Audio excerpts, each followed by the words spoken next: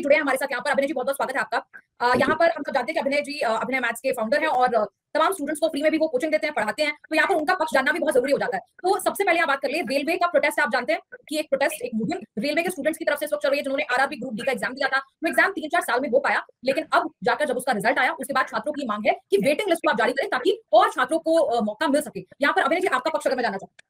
देखिए, मैं thank you निधि। मैं एक चीज़ यहाँ पे कहूँगा कि आप यूपीएससी के अगर एग्जाम की बात करें, हम जो सबसे टॉप एग्जाम है देश का आईएएस, उसके अंदर भी एक वेटिंग लिस्ट होती है। एक्चुअली होता क्या है, ऐसा तो है नहीं कि अगर किसी को एक बार कोई नौकरी मिल गई, हर आदमी अच्छे की तलाश में है। वो सोचता है इस बार 500 रैंक आई है, तो अगले साल मुझे 600 और ज़्यादा अच्छा करना है, 400, 300 लेके आनी है, टॉप 10 में लानी है। हर आदमी को टॉप की होड़ लगी हुई है, तो वो दोबारा एग्जाम देता है। तो इसलिए यूपीएससी ने एक वेटिंग लिस्ट रखी हुई है, ताकि भाई कोई बच्चा अगर छोड़ता है तो हम उसकी जगह उसको दे देंगे। कई बार ऐसे केसेस में क्या होता है कि आप ऑलरेडी एक सर्विस में हो, लेकिन आपने फिर एग्जाम दिया, ये देखने के लिए कि अगर टॉप में आया तो मैं सर्विस चेंज कर दूंगा, नहीं तो नहीं। तो इससे फायदा क्या होता है कि जो एक बच्चे ने बहुत मेहनत की, बट वो कुछ मार्क्स से पीछे जो सेलेक्ट हुए हैं, तो ऐसा नहीं है कि उसको कुछ नहीं आता या वो उस लायक नहीं है, वो उस लायक है, बस थोड़ा पीछे। तो कायदा ये कहता है कि उसको मौका मिलना चाहिए। लेकिन ये यूपीएससी के अलावा फिर आप ये किसी भी एग्जाम में नहीं दे रहे, चाहे आप एसएससी के एग्जाम्स देखें। मान लेते किसी बच्चे ने, रेलवे वाले बच्चे ने फॉर्म भरा हुआ है, ठीक है, और उसका सिलेक्शन ऑलरेडी इसी दौरान, जब ये 4 साल गुजरी है, तो उसका सिलेक्शन इस दौरान किसी और एग्जाम में हो गया, जब तक वो रिजल्ट का वेट कर रहा था। तो इसका मतलब कि वो रेलवे अब नहीं ज्वाइन करेगा। तो जो बच्चा पीछे खड़ा है, जो सिलेक्शन नहीं ले पाया, उसको मौका मिलना चाहिए, क्योंकि उसने तैयारी की। अब तैयारी छूट भी जाती है, लेकिन ये चाहते नहीं वो फिर से उसी दौर में, उसी जाल में फंसे कि फिर से अपने 4 साल लगाए, क्योंकि ये 4-5 साल लगाने के बाद वो इस मुकाम पे पहुंचा, लेकिन फिर भी उसको सिलेक्शन लिस्ट से 0.5 पीछे रह गया। तो वो डिजर्व करता है कि अगर वो इतना तो हक रखता ही है कि अगर किसी को मौका नहीं मिला तो मुझे मिलना चाहिए। तो मैं क्या समझता हूँ कि वेटिंग लिस्ट बहुत जरूरी है और हर एक एग्जाम में होनी चाहिए, हर एक संस्था में होनी चाहिए वेटिंग लिस्ट। जी, और जैसा आपने उदाहरण भी दिया कि यूपीएससी जैसे बड़े एग्जाम में जब वेटिंग लिस्ट का प्रावधान होता है, तो रेलवे में पहले ये प्रावधान हुआ करता था, लेकिन अब ये प्रावधान आज नहीं, कुछ समय पहले ही जो है वो बंद कर दिया गया कि वेटिंग लिस्ट अब नहीं आएगी। लेकिन ये ऐसा आपकी समझ के मुताबिक ऐसा क्यों किया गया है कि वेटिंग लिस्ट का प्रावधान ही हटा दें? क्योंकि एक लॉजिकल बात यहाँ पर आती है कि अगर कोई स्टूडेंट्स वहां से ड्रॉप आउट कर जाते हैं उन पोजीशन से जो सिलेक्ट होने के बाद की हम बात कर रहे हैं, तो उसके बाद किसी को तो वो जगह मिलेगी ना, यही सवाल पूछ रहे हैं छात्र। देखिए, मैं तो यहाँ पे एक बहुत नेगेटिव मनसा समझ सकता हूँ डिपार्टमेंट की या सरकार की, कि उनको लगता है ताकि वो अगले साल इन वैकेंसी को जोड़ के दिखा के, अब सोचिए अगर 30,000 लोगों ने नहीं ज्वाइन किया, तो जो अगली वैकेंसी रेलवे की आएगी, ये 30,000 उसमें ऐड करके दिखाएंगे कि फिर से रेलवे की इतनी वैकेंसी आ गई। आप समझ रहे हैं? मेरे को तो यही मनसा समझ में आती है। और दूसरा ये समझ में आता है कि हो सकता है कि इससे इनका सिस्टम बहुत स्मूथ हो जाता होगा। बाकी कोई ऐसी बहुत बड़ी वजह नहीं है जिसमें स्टूडेंट का हित दिख रहा है कि इस वजह से वेटिंग लिस्ट हटाइए। तो ऐसा कुछ हित विद्यार्थियों का तो नहीं दिख रहा है, और ना ही सरकार का भी कोई बहुत बड़ा फायदा इसमें दिख रहा है, सिवाय इसके कि वो इस वैकेंसी को अगले साल जोड़ के दिखा के कह सकते हैं कि रेलवे में फिर से आई लाखों नौकरियां, जिसमें पता चला कि 50,000 तो वही थी जो बच्चों ने छोड़ दी थी। तो सवाल निशान पर खड़े होते हैं। हाँ, बिल्कुल, बिल्कुल। मतलब कि आप रिक्रूटमेंट पे आपका ध्यान नहीं है। इससे ये पता चलता है कि जो पुराने रिक्रूटमेंट हुए, उससे आप रेलवे को एक ऊंचाई पर तो ले गए, लेकिन अगर आप रेलवे को और ऊंचाई पे ले जाना है, तो आप नहीं ले जा पाएंगे। इन सब चीजों का इंपैक्ट आपको आगे आने वाले सालों में दिखेगा, जो आप नहीं समझ रहे। कि अगर आप अभी अच्छी रिक्रूटमेंट नहीं करोगे, अभी अच्छे लोगों को रिक्रूटमेंट टाइम से नहीं करोगे, तो ये लोग रेलवे को कहां तक लेके जा पाएंगे?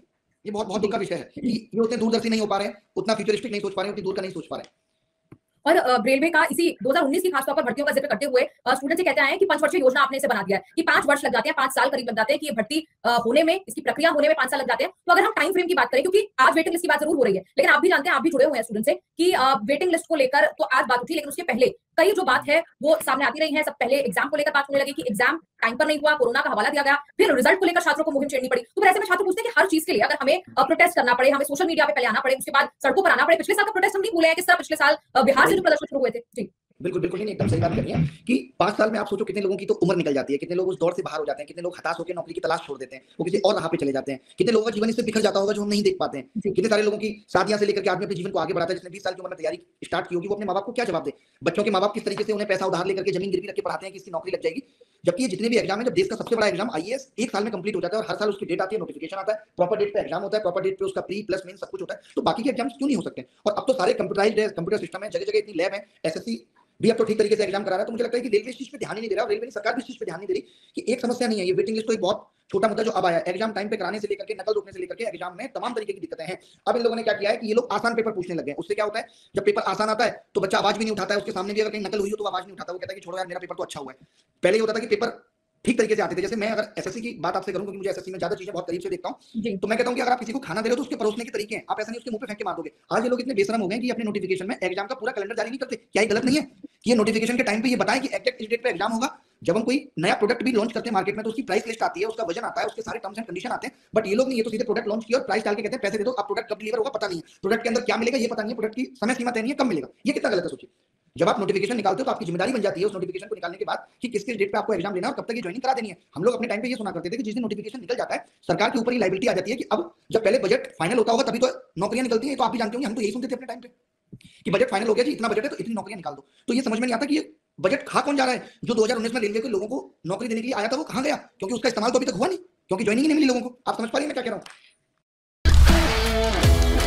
टाइम फ्रेम को लेकर लगातार सवाल उठाए गए कि क्यों आप एक तय समय सीमा में, चाहे 7 महीने हो या 8 महीने हो, एक तय समय सीमा क्यों नहीं बना लेते और एक मॉडल कोड ऑफ कंडक्ट इसके लिए भी क्यों सेट नहीं कर लेते, जैसे कि हम देखते हैं इलेक्शन में होता है, हम जानते हैं चुनाव में होता है, तय समय सीमा पर सब कुछ होता है वहां पर।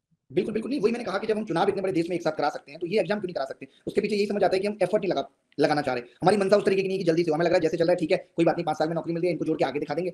बट इससे देश नीचे जाएगा। अगर हम सच्चे देशभक्त हैं, तो मुझे ऐसा लगता है कि देश की भलाई के लिए सबसे जरूरी है कि लोगों को सही समय पे नौकरियां देना, जो लोग डिजर्व करते हैं उनको नौकरियां देना, वेटिंग लिस्ट जैसी चीजें। क्योंकि देखिए, आज जहां हमें जरूरत लगती है, हम संविधान बदलने की बात कर लेते हैं, संविधान में अमेंडमेंट कर देते हैं, और वो सारे बिल संसद में पारित भी आसानी से हो जाते हैं, जो कि बहुत बड़ी-बड़ी चीजें थी, 370 हटाना या और भी बहुत बड़ी चीजें हमने तुरंत कर दी। तो क्या हम, आपने जो कहा अभी कि कंडक्ट ऑफ एग्जाम, इन सब चीजों के लिए कुछ अच्छे रूल रेगुलेशन नहीं बना सकते, जहां पे पेपर एग्जाम लीक ना हो या लीकेज हो जाए तो उन लोगों को कड़ी से कड़ी सजा मिल रही है? ये सारी चीजों पे हम सोच ही नहीं रहे, कोई नया नियम कानून हम बना नहीं रहे। तभी तो ये संस्थाएं ऐसी हो गई। पहले ऐसी नहीं थी। आज से 8 साल पहले आप देखेंगे तो ये नोटिफिकेशन में कंप्लीट डेट देती थी कि इस डेट को नोटिफिकेशन आउट हुआ है, इस डेट को एग्जाम होगा। बट धीरे-धीरे करके अब ये इस तरीके की बेशरम बन चुकी है कि सब कुछ अपने हिसाब से कर रही है। इनका राज चल रहा है क्योंकि सरकार ने इन पे लगाम नहीं कस रखी है, तभी ऐसा हो रहा है। जी। और 2019 में ब्रांडिंग यही की गई थी कि सबसे बड़ी दुनिया की सबसे बड़ी रिक्रूटमेंट ड्राइव, लेकिन वो दुनिया की सबसे बड़ी रिक्रूटमेंट ड्राइव धराशायी हो 5 गई। साल लग जाते हैं। धराशायी हो गई एक तरीके से। अब आप उसको डिवाइड बाई 5 कर लीजिए तो वो दुनिया की सबसे बड़ी कहां रही?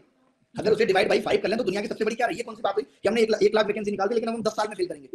वैकेंसी का मतलब तो ये होता है ना, ईयर टू ईयर फिल करेंगे। हर साल लोग तो रिटायर हो ही रहे होंगे ना, हर साल लोग रिटायर हो रहे हैं, बट हर साल हम भर्ती नहीं कर रहे। क्यों? क्योंकि या तो हम कॉन्ट्रैक्ट बेस पे लोगों को ज्यादा हायर कर रहे हैं। हमारे देश में आज की डेट में कॉन्ट्रैक्ट बेस मॉडल को ज्यादा बढ़ावा मिल रहा है, इसलिए सरकारी नौकरियां टाइम पे फिल नहीं हो रही। इस साल जो लोग रिटायर हुए तो हमें नए लोग चाहिए थे, लेकिन हम उन नए लोगों को कॉन्ट्रैक्ट पे ले आए। ये हो रहा है, इस वजह से हम वैकेंसी को टाइम पे फिल नहीं कर रहे। हमें फिर वो प्रेशर ही नहीं फील हो रहा कि हमें टाइम पे फिल करनी है।